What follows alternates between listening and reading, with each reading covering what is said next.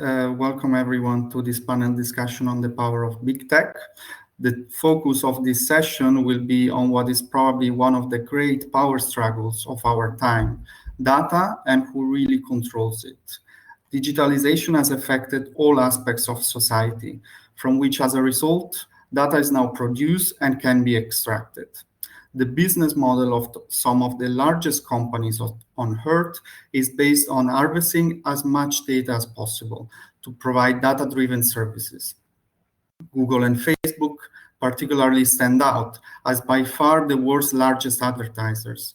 The focus on data production and extraction has meant they are now actively building their own infrastructure, in parallel with submarine cables connecting entire regions or continents.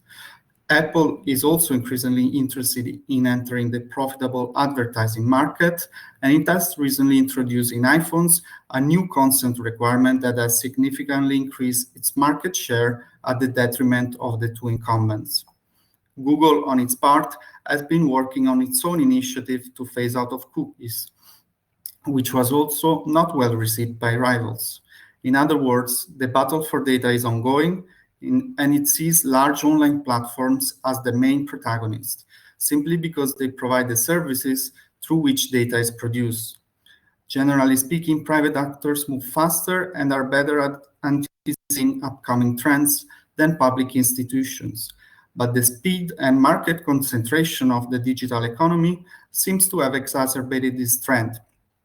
So, without further ado, we'll discuss this issue, notably in terms of the consequences on protection and privacy, with our distinguished speakers. Jose Antonio Casillo Parilla, researcher at the Basque Country University, Joris van Overtaken, professor of law at Vrije University, Claire Fernandez, executive director at EDRI, the European Digital Rights Organization. We will start with a short opening statement from each speaker before we move to the panel discussion. Feel free to drop your question in the chat at any time, and we'll make sure to pick up as many as possible. Now, without further ado, I would like to give the floor to Joris for his opening statement. Joris, the floor is yours. That was a surprise. I'm first. Okay, great. So I'm happy to know. So thank you very much for inviting me to this conference and this session. I think it's a very important topic, obviously very timely. I wanted to, in my opening remarks, say a few things, based on the work that I've been doing over the last years, and basically focusing on this question and what's going on in this relationship between the big tech companies and data protection, and really the way in which big tech has such a really leading role in setting the terms for protection. So just to start, quite obviously, very dominant in this area is the GDPR, very central to this from a European perspective. And the GDPR applies to the processing of personal data. That's like the basics, and processing is anything you can do with information. And personal data, you have to understand, is a very broad notion. It's any data relating to an identified or identifiable person. So once you know that there's processing of personal data going on, and it happens all over the place, it puts obligations on controllers for those processing operators. And the controller is like a legal term. It means basically the entity that is in charge of this particular processing operation. So there's a few things going on here in this relationship between big tech and personal data protection. So first, what is going on is that the GDPR's obligations on controllers, they're really quite general in nature. And the reason for that is they need to apply to all sorts of organizations and all sorts of processing of personal data and all sorts of contexts in all sorts of sectors using all kinds of technologies. So it's like super technology neutral, context neutral. It's very general. So what means is that when you are processing personal data, you need to do quite a bit of interpretive work. And that is your job as a controller. You have to do that interpretive work, and you have to, organize your compliance. That is one of the new principles in the GDPR. It's the accountability principle. So you have to get your your house in order. But big tech companies process a lot of personal data. So they have a lot of interconnected processing operations. And in total, these are incredibly complex personal data ecosystems, also connecting to a lot of third parties and users and all sorts of things happening with data. So it's like really incredibly complex. And all of that kind of compliance work needs to happen, like it's the company that is in charge. So it's such enormous, there's such enormous ecosystems that then, like the rules have to be applied to, by the company, that you can imagine it becomes really quite hard to scrutinize that and to make that transparent and accountable to the outside. So we do have significant possibilities for scrutinizing this kind of compliance work that is happening by big tech companies. For instance, through the data protection authorities, but also through, data subject rights, NGOs using data subject rights, also entering into litigation. We can take these types of issues to the court system. But it's like the information asymmetries are really, really enormous, and the enforcement capacity is really limited. So this is one of the reasons why big tech is just kind of in the lead, because they are also legally speaking the first to make this kind of judgment. What are we doing? Are we being compliant and organized for that? So that's the first. The second thing that's happening is that big tech companies, they tend to have another role in these data ecosystems, in the sense that they create these ecosystems in which personal data can be collected and used. And they're basically setting the terms under which other entities can gain access to personal data in ways that are not actually directly regulated under the GDPR.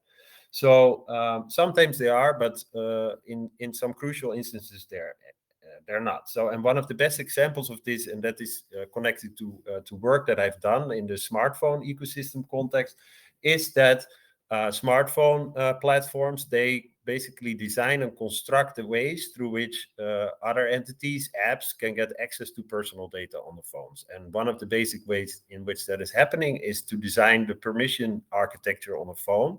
And the permission architecture determines through, like, under what conditions particular sensors or sources of personal data, like your messages or photos, become available on a mobile device. And so basically Apple and Google are controlling these permission architectures. They are designing these in their operating system, and then also they're having leverage over the whole app ecosystem through the app distribution platform, which they're basically controlling the app distribution through the Google Play Store and the Apple the App Store. So the GDPR doesn't directly regulate the producers of information systems or the producers of software. It regulates the entities that make use of information systems to process personal data. So on those producers of the information systems, we do not have direct obligations under data protection law. And basically for Google and Apple, they're in this super strategic position to determine under which conditions data become available. And there are kind of parallel kind of examples of that in other types of platforms. So it has created a situation where these platforms are like the companies controlling these platforms become like de facto privacy regulators. And also they're completely central now in this space. They're very central in eroding our privacy, and at the same time also setting the conditions for protecting it. So that is quite a position that they find themselves in. So an example of this dynamic was mentioned on the panel before, the GAPL initiative with respect to the contact tracing capabilities. GAPL basically chose a privacy-friendly protocol that was developed by academics, by privacy engineers here in Europe. And thereby, in the first instance, also foreclosing the possibility for less privacy-friendly contact tracing apps in particular countries.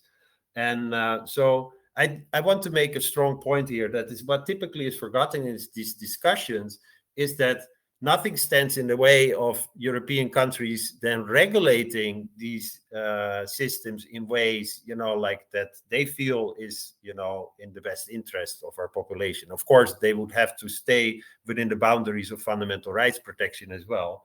But there's nothing standing in the way, for instance, to deal with these types of issues, to deal with permission architectures in the e-privacy regulation. That is on the table at the moment. So it's like, it's easy to say, oh, now Google and Apple decide. It's like, actually, we still have the possibility to legislate. No, it's just like you need to develop an appetite for that as well. So, but what I think is that quite clear is that we can expect more focus on the specific roles of large tech companies that really have an outsized impact on the conditions for data protection and privacy. We can also see that happen already in the DSA. In the DSA, there's become a lot of attention, especially in the parliament, on the surveillance capitalist industry, the pervasive tracking and profiling for advertising purposes by large platforms. And I think that becomes interesting, that you start to see this kind of asymmetric regulation, that for the largest companies, we see special rules. We see that in the DSA, and we can maybe also start to see kind of an appetite for that in other areas. Okay, I'll leave it with that. Thanks again for having me. Thanks, Joris. You anticipated a lot of interesting points there, and I'm sure we will develop them further. But for now, let's move on to Claire for her opening statement. Claire, the floor is yours.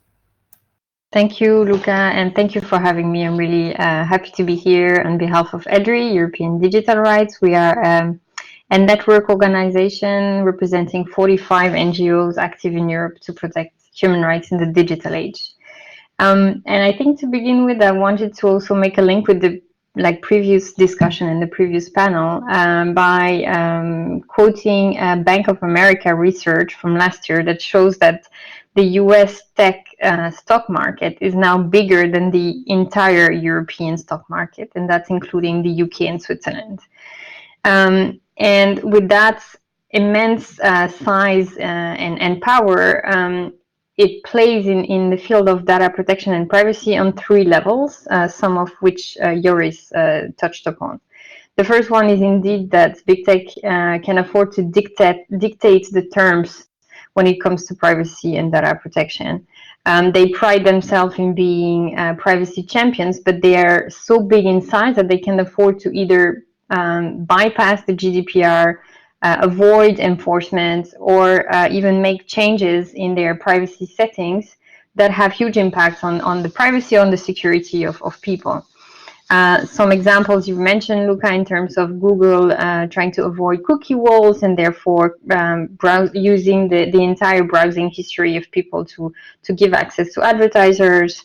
But also we've seen how Facebook, as being able to bypass the GDPR and the consent to give personal data by saying that basically we have a contract by abiding by the terms and conditions of Facebook. And that's one of the cases that Max Schrems is litigating. The second level is indeed that the data exploitation model is used to manipulate people and sometimes our democratic systems. You've touched upon the business model, and there's not one day now that we don't have a Facebook file and some of the blowers coming, for example, to the Wall Street Journal, that shows basically the inherent conflict of interest between the business model and the profits, and any changes that they can make to prevent harmful content or privacy issues. So we see how personal data is exploited for the purpose of advertising, what we call surveillance advertising, that can amplify hate speech, disinformation, but also the huge imbalance that Joris was mentioning between the complete absence of control that we can have of people on what data is collected, but the huge impact it can have on us and our democracies. And then finally, the big tech power also spreads to infrastructure areas like Joris mentioned, but also public services. basically to maintain the growth model that was based in first like having a large number of users and data exploitation. Now it's also moving to different kind of models and partnerships with public entities. And the attempt of Facebook to rebrand, for example, like we've heard recently, also shows exactly now the large spectrum of activities that they hold is not just a social media platform. We also have examples of how big tech can enter smart city markets, and especially in very poor cities. For example, in Slovenia, there's been a number of investigations by EDRI members showing how Google or other big tech companies can offer almost for free some infrastructure necessary to garbage collections and others. And it can seem kind of small, but we've also seen how Google can enter like university with its products, and we've seen also partnership in the field of migration controls or the industry systems that basically show that it's not just limited to just data exploitation alone, but it's moving to other parts of our life. And I think I wanted to finish by quoting Sida Gerses, who is assistant professor at the Technical University in Delft, that calls that basically privacy as power.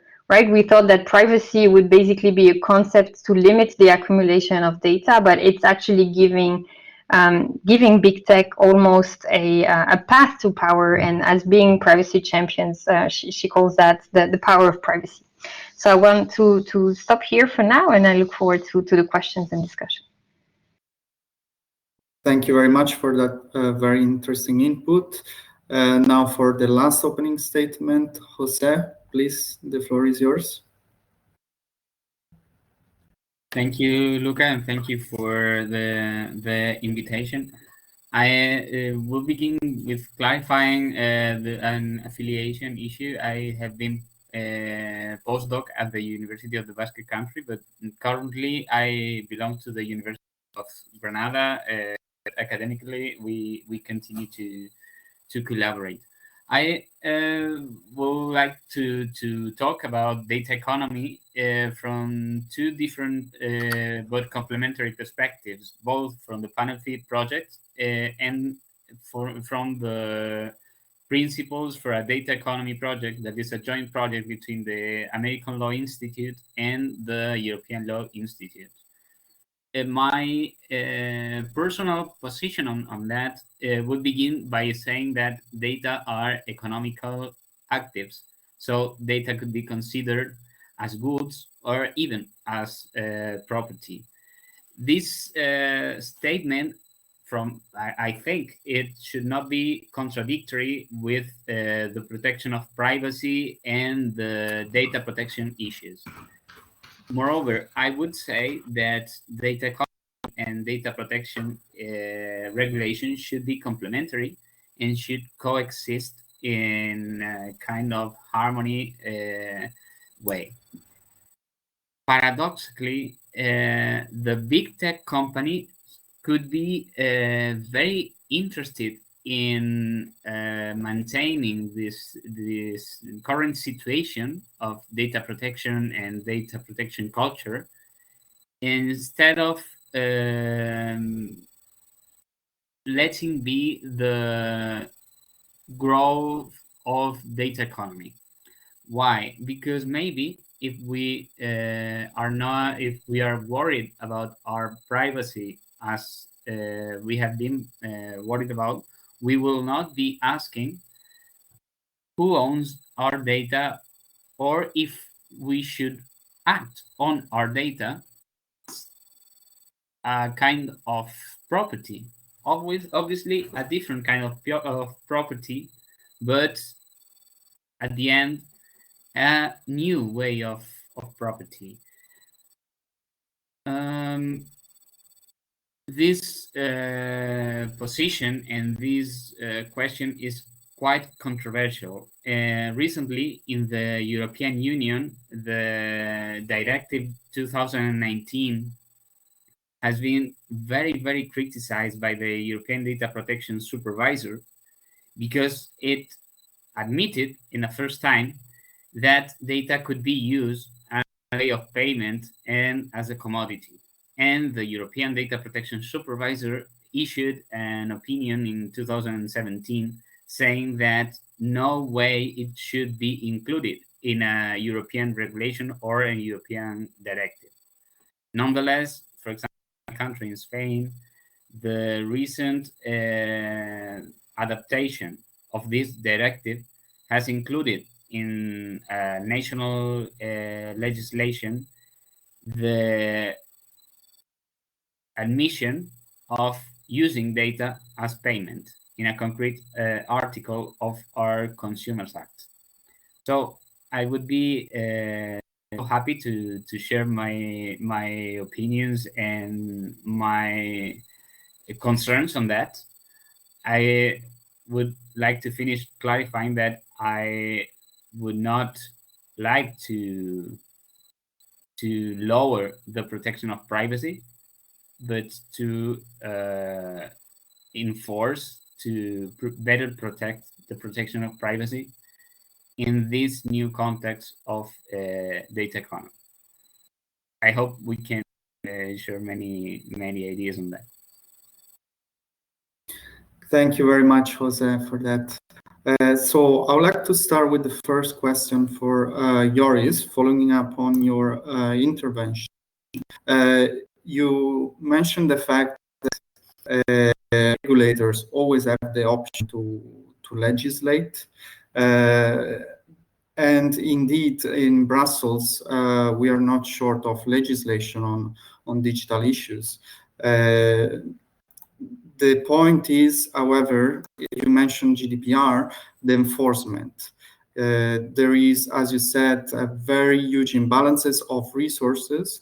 There are bottlenecks, especially for what concerns GDPR enforcement. So is it the case that policymakers are complicit to this power grab from big tech, or simply that they are lacking the political will, or simply they don't have the resources to sort of enforce the regulation that takes years to prepare and get approved?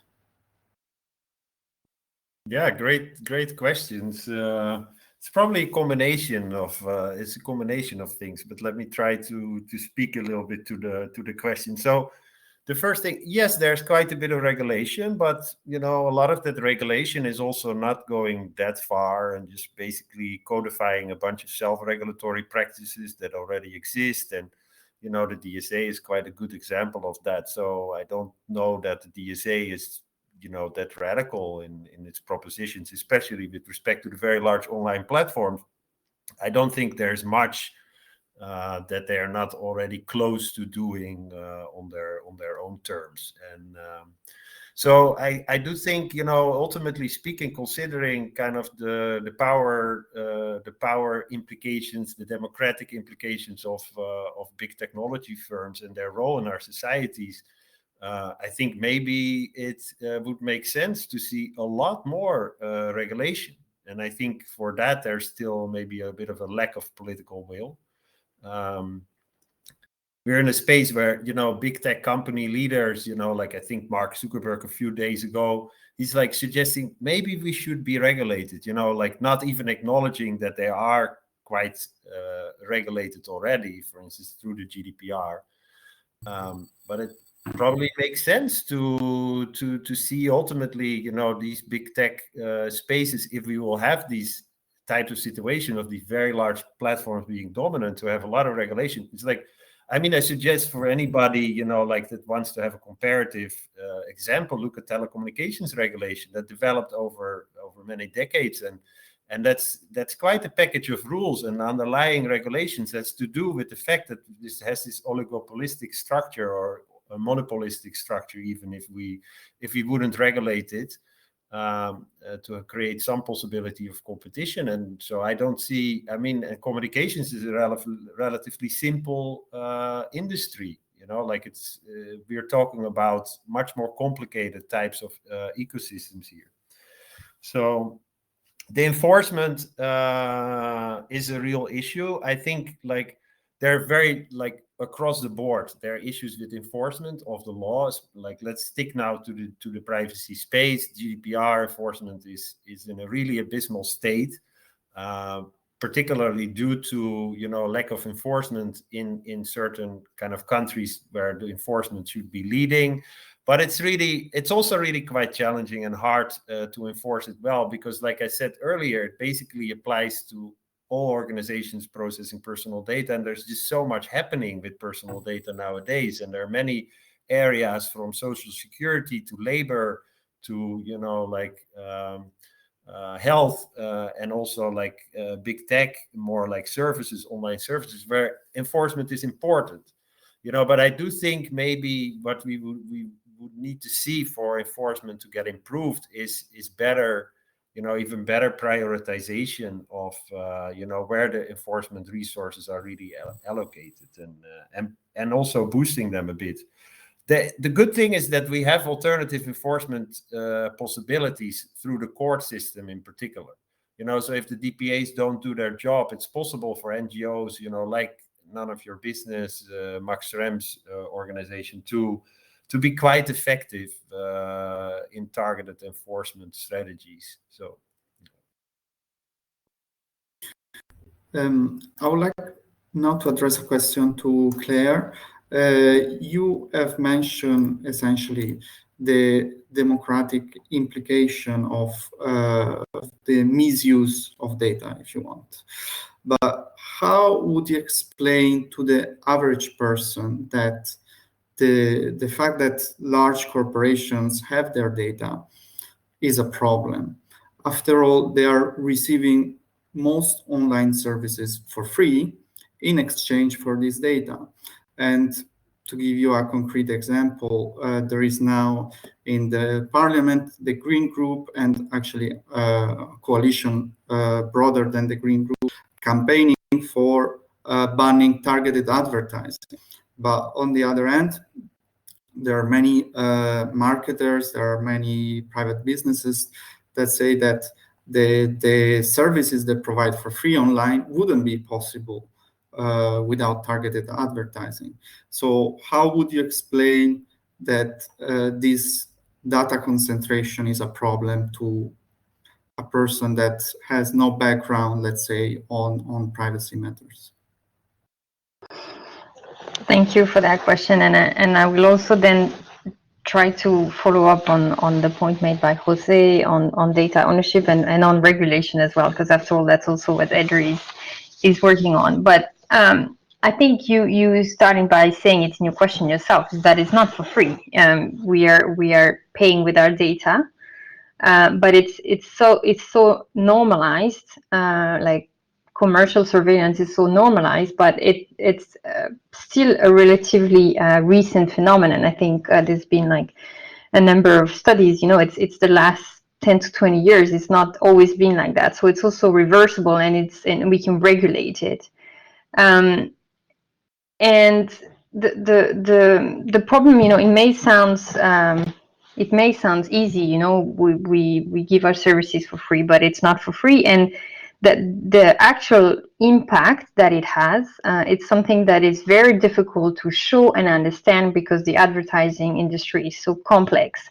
But it can have very serious consequences. And one, just to give also an example, about 7 years ago, I think I was starting using a period tracking app for fertility reasons. For those of you who don't know, it's like an app to monitor your cycle and can give you, times of ovulation and so on. And I downloaded it on the App Store. I did not read all the very complex details about what my data would be used for, especially all the partners that data would be given to. I didn't know who those partners were.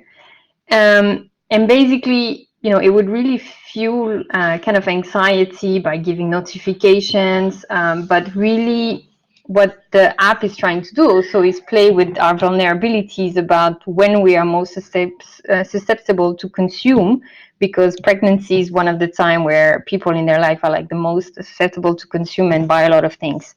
And it might seem, not that important, or why does it matter? But we've also seen how diet-related content would be pushed to teenagers, or how weight loss to women, tracking their apps, tracking their periods and so on, or egg freezing programs are being pushed. And even in some cases, baby kind of related content to women who've lost their baby during their pregnancies. And there's multiple stories, from the Facebook file showing how this kind of advertising can have devastating effect also on teenagers because of mental health issues and diet program, for example, specifically on Instagram. And the GDPR changes nothing to that. Unfortunately, there's also studies that the targeting and the discrimination is happening regardless of the geographic zone. The why we think it should be regulated, it's not so much about the ability to target people. I think that's also a false kind of argument to say, oh, we wouldn't be able to do our job and to target. It's the fact that it's this targeting is happening on all kind of data that is constructed around us, from what we browse, our history, as I said, the apps we used, without our knowledge, and creating assumptions and predictions about our behavior that are sometimes discriminatory or have like extremely bad consequences. If that would be done by leaving the opportunity for people to choose what they want to see on the basis of their actual, decisions, that would be acceptable. But if it's based on personal data that is inferred from tracking, that is what we would want to see banned in the DSA through the e-privacy and other regulations. And then, so that's also why I think moving to regulation, this is quite important, because we are not all Max Schrems. We cannot all litigate or do, complaints to DPAs. The burden should not be on people, and that think also why I would really disagree with the concept of data ownership. This is a right that we all have. They cannot be used like for commercial purposes. Otherwise, it risks like really being in the disfavor of the most marginalized of us. And the responsibility is not on the users, on people to be able to defend and understand all of that. No, the regulation should be on those with the power to be able to regulate. And there's multiple ways. As I said, and as Joris reminded us, that the e-privacy is on the table, and there's a lack of political will when we know it was blocked in the council for years. But the DSA also has made quite bold recommendations, I would say, in terms of the recommender system that we would want to see regulated, but also phasing out surveillance advertising, or seeing like really strong obligation on very large online platforms. And yeah, I think that's why it's also very important, also just to finish on regulation, that we should also situate that regulations and that power into broader economic and social justice struggles. And I think it's also the link with the previous panel, showing how the surveillance economy, profits from criminalizing of migrants, or moving away from this innovation narrative that basically would deepen the influence of corporations, and having all these regulations being truly negotiated in the open with the participation of civil society, and with democratic oversight. And that's also why the framing on human rights is so important to us. I would like now to go back to the economical aspect you were just mentioning. Jose, you have been working on this set of principles for the data economy. It's a joint project of the European and American Law Institutes.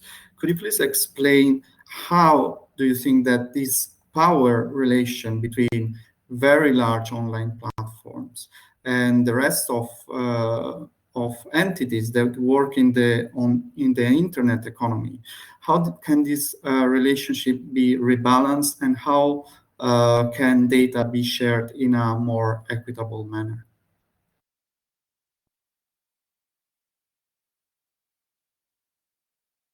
sorry, the microphone.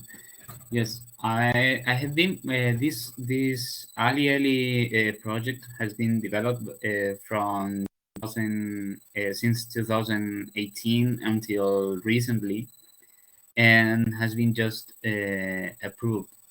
Why I think this project or this approach could help to rebuild the balance between particulars and platforms and even between particulars and research engines and social networks. My start point would be I'm sorry to disagree with Claire. I would like to be agree with her in a constatation. I think that the economic model that we are living now is not reversible. I would like this model to be reversible and go back again to the 90s, but sadly, I think this is not. I hope I would like to be wrong. If I am wrong, 2 years after this day, I would be happy to meet again with you and say I was wrong. But at that moment, I think this economical model has been very implemented in the society. So if we are in fact paying with our data, if we are in fact exchanging our data for different services, we could face this from a regulation point of view. The main aim of the Ali project is facing this new reality and understanding data, even personal and non-personal data, as economical actives that can be exchanged in contracts. In this sense, this project sets out different kinds of contract. We can see them afterwards, but the essence would be that particulars could be in a different position with platforms and search engines if we admit that, for example, if we take Facebook as an example, we are not using Facebook for free. So if we are not using Facebook for free, we can ask in exchange to Facebook different utilities, different issues that if this contract was simply a free contract. But I am not just proposing this in an empty field.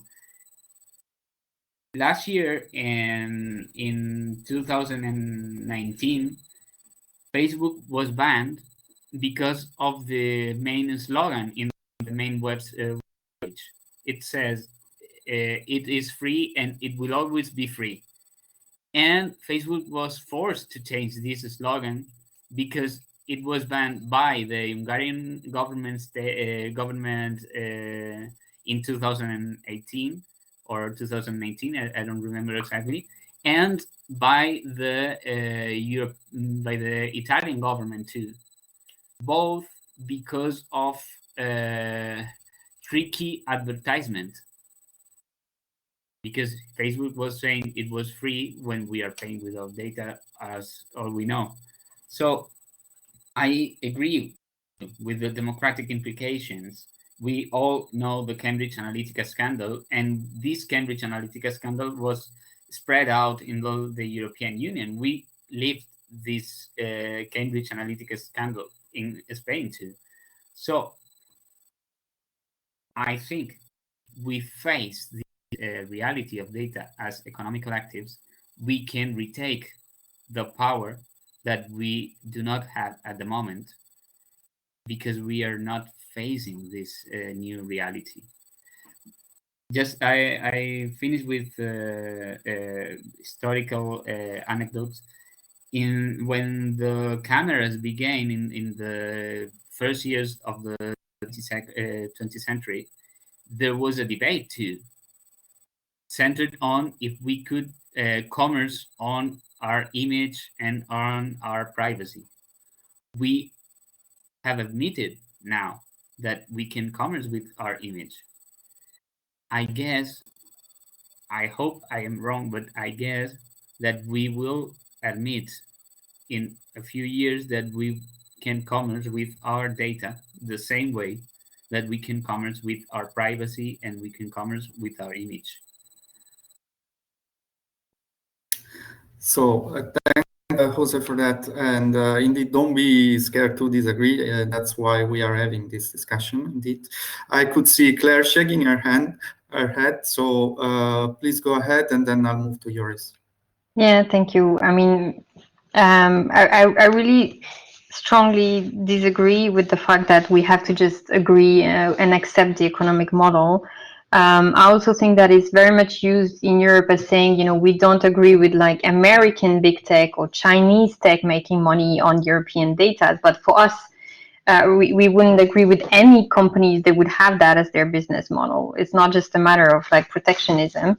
And also, it's really difficult to isolate the data protection kind of rights from other rights that are violated with this business model. It violates our rights to dignity, and especially if you talk about the right to image, and we've seen how facial recognition using biometric data, so it's even without us seeing it or agreeing it in some kind of a contract, is being done without us knowing in every aspect of our life. And it impacts our right to dignity, a right to freedom of protest, and just even in an online context, it's also impacting freedom of information, freedom of the press, freedom of expression. And it's really for the benefit of a small number of advertisers.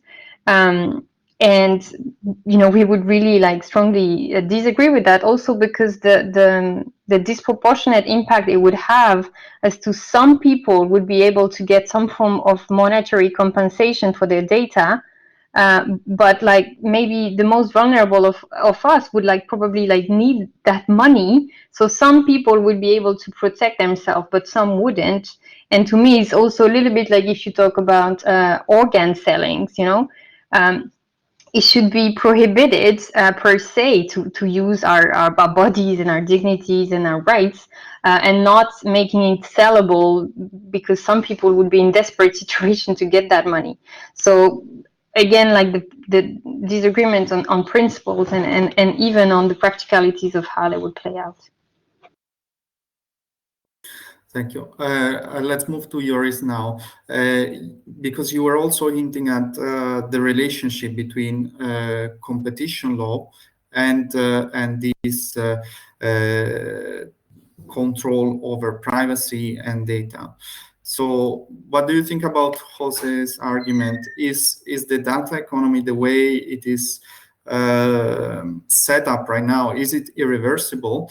And if not, where is the current EU legislation going? There is the DMA, there is the upcoming Data Act. I could sense you are a bit critical of the current proposals, that you consider they don't go far enough. But what would it mean to go far enough? How could this power relation be rebalanced by legislation? Yeah, well, thanks for that. Maybe I'll react a little bit to the previous discussion too. So first of all, I wanted to have mentioned, like earlier in the panel, like all the way at the start. So like just for the sake of transparency, so I'm an academic. I have a 50% appointment in Brussels and a 50% appointment in Amsterdam.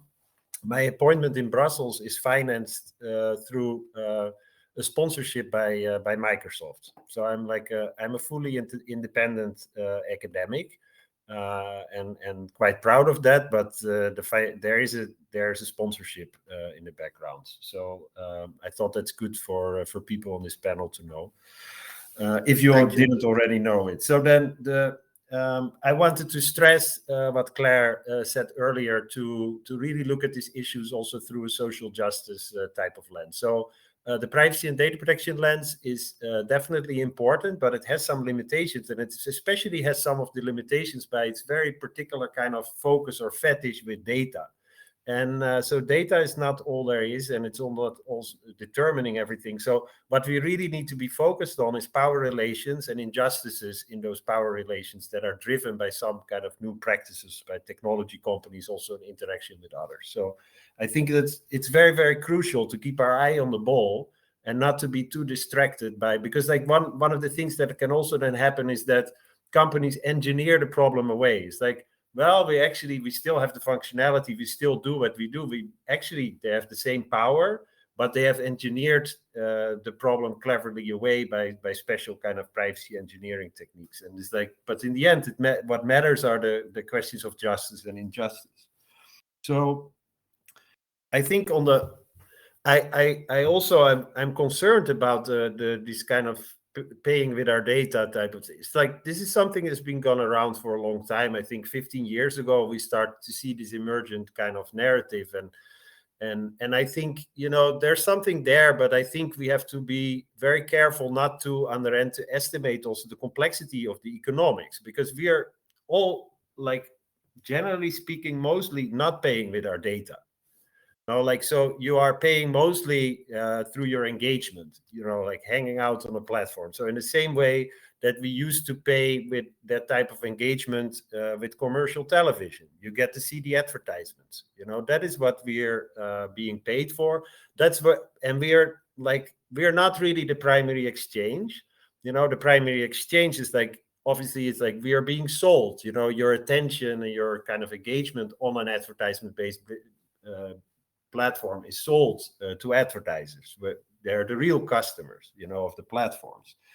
And but the economics of this are like, there are situations where people could sell their data. I mean, one of the things you can do is participate in studies or participate in kind of training of machine learning algorithms, and then a tech company needs a small pool of people that like helps to understand how people behave, and then you could say those people are being like kind of paid for their data, but generally speaking, I don't think what's the exchange really in economic terms, and we have to be careful not to overemphasize data as a kind of separate thing. It's really, like what is happening is that we're kind of confronted with what some people in academia have called processes of capture. That is basically these types of systems are offer to us, they reconfigure our practices. And, the fact that they're for free, I think has for a long time prevented us or kept us from having like stronger regulatory demands, but that we see change. We see also courts being quite comfortable with like, okay, Facebook is maybe free, but you have an obligation to have proper due process and content moderation processes. We can expect something of these companies, even though they are free, and we can certainly accept them to abide by, general regulations. Now, I spoke a lot, so I don't know if I still should talk to your question, but I think I wouldn't say, like, I'm a little bit careful with the DSA that I think it's good that we make a turn to like having a regulatory kind of framework instead of a self-regulatory framework. And we're creating bodies of oversight, and we're creating some kind of baseline rules that are pretty good to have. There's definitely a lot of very important debate happening, but I'm not necessarily someone that we say we have to go much, much further with this DSA, because I think we're going to be able to iterate on this, and there are certain kind of innovations in there that also need to kind of be given some time to work. The one thing what I would stress is that we should be very careful not to pass some kind of paper tiger that is then not being enforced. And this is a problem both in the DMA and the DSA area, that the enforcement capacity that will be there and will be created, to really deal with these issues, I think is below the minimum currently. I think we should see a stronger appetite for by the regulators to really create the institutions that can really do the work and not be basically, again, confronted with like a dynamic that is like too hard for them to keep up with. Thanks, Joris. And indeed, the main points for discussion right now that we are seeing, especially in the Council concerning the DSA and DMA, are about enforcement. But we have time for one follow-up from Jose, who I think would like to reply to your points on the data economy. Yeah, thank you. Luca, just wanted to clarify and try to go to the raw positions, I would say. I obviously agree with the objective of protection of the privacy.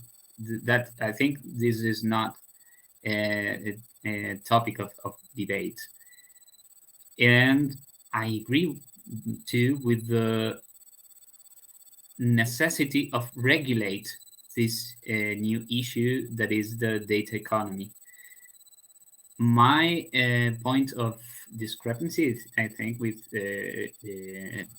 Claire or even with the European Data Protection Supervisor, that is my very personal point of view, is that this regulation should not be a prohibition, an entire prohibition of commerce with data.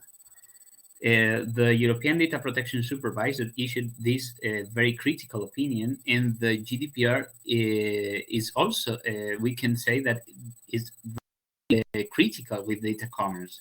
If we read the recitals 42 and 43 of the GDPR, we cannot say anything but data commerce should be avoided under the GDPR. The problem is that this legal approach is not facing the reality. I think the banning of Facebook by the Hungarian government and the Italian government protected the consumers because it protected consumers against tricky advertisement. Say when Facebook was saying this is free and this was not free because we were paying with data.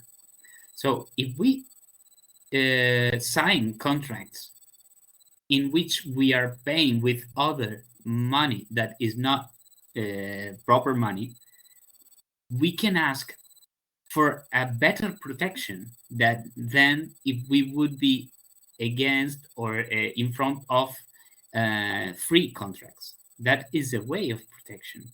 And other reason why this regulation should be a regulation and not a prohibition is that already, according to data provided, according to information provided by the European Commission, the data economy is 3.5% of the European gross product, taking into account data markets, data economy, and all the related works and companies that are next to this data economy. So there is a very critical necessity to regulate that, to face this new reality, but in order to protect the best way possible what we can still protect of privacy and what we are not protecting in terms of contracts with consumers and contract with weak parties that are paying with data to sign these contracts. I think this is the key point from my opinion. Thank you, Jose, for that. I'm afraid we are running out of time. Thank you to all the speakers and all those that were connected during the discussion. I think it was very interesting, and we are looking with interest at all the upcoming legislation, especially the Data Act, which the Commission is due to present in December.